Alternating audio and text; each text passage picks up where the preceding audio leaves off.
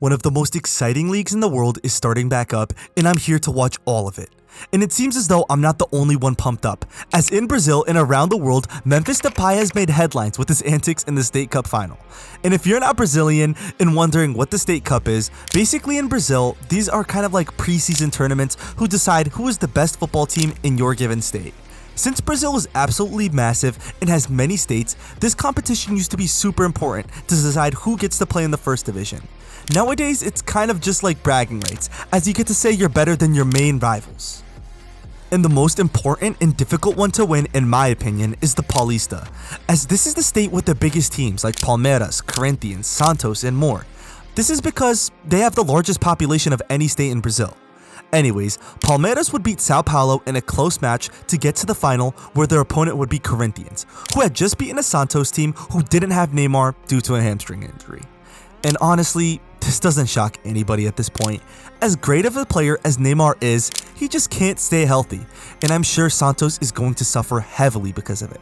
Anyways, Palmeiras would come on to the final as the favorites, but things would take a shock turn, as in the first leg in the finals, Corinthians would edge out a win away from home, as 1-0 would be the result. But Palmeiras obviously had a chance to win the second leg, but without their home advantage, things proved to be difficult. And not only that, but Memphis Depay would put on his best Ronaldinho impression, and was hitting skill moves only seen in FIFA. I mean, he was flicking and megging his opponents, and this caused major frustration for Palmeiras, which would boil over in the last minutes. As Memphis was time wasting in the corner, he decided to stand on the ball, which I have basically never seen before, and this was the straw that broke the camel's back, as a huge altercation would happen because of this.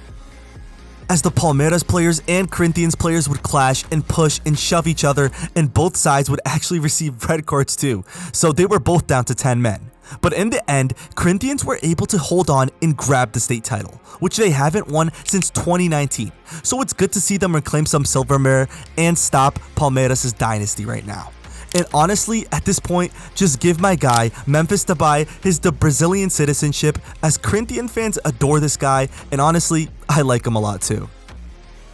Anyways, not only that, but the Brasileirão has finally started back up. The first round of games has been a bit surprising to say the least.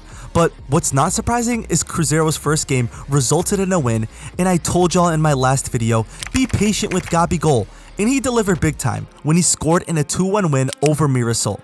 I know that Mirassol are most likely relegation candidates, but this should definitely bring his confidence up and that team morale up as well. Also, Grêmio got the win over Atlético Mineiro, and honestly, I wasn't surprised by this one. Look, I know Mineiro were the ones to get to the Libertadores final last year, as well as the Copa do Brasil final, but in the league, they kinda had a disappointing finish, where they placed 12th, so in my eyes, I kinda view them as knockout specialists rather than a title contender. But moving on from that, and another result that actually did surprise me has to be Corinthians and Bahia, ending in a 1-0 draw. I mean, Bahia had received a red card in the 50th minute and almost got away with a win until a 90th minute equalizer from Corinthians, and this was almost a disaster from them, especially after just a couple days from winning the state title. It seems as though they probably partied a little bit too much. And then the game I was most personally excited for was Palmeiras and Botafogo. The two sides have been battling for the title for the past couple of years, and it was actually just an okay game. It wasn't a total snooze fest, but it did end 1-1, and I'm really confused on where Botafogo is going to end in the table this season. After losing like half their squad, I'll definitely be keeping track of them, and I don't know why, but this game is starting to become a bit of a rivalry for me, as it's always heated. Both sides picked up 3 yellow cards each. And another matchup I want to talk about in this video is going to be Fortaleza, who honestly, I've been sleeping on. I really think this season is going to be another top 4 campaign from the side, and hey, maybe even a title push. But man, I gotta say, I feel like they got unlucky this game. I mean, Fluminense had 71% possession, 400 more passes, and 90% pass accuracy. But they only did have 1 shot on target, and football isn't played on the stats sheet. I'm definitely going to stop sleeping on Fortaleza after this one.